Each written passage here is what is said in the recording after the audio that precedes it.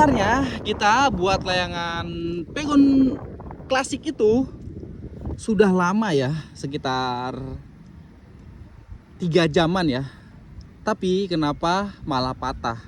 Nah, di sini ya sahabat ya patah. Tadinya kita mau paksain terbangkan ya.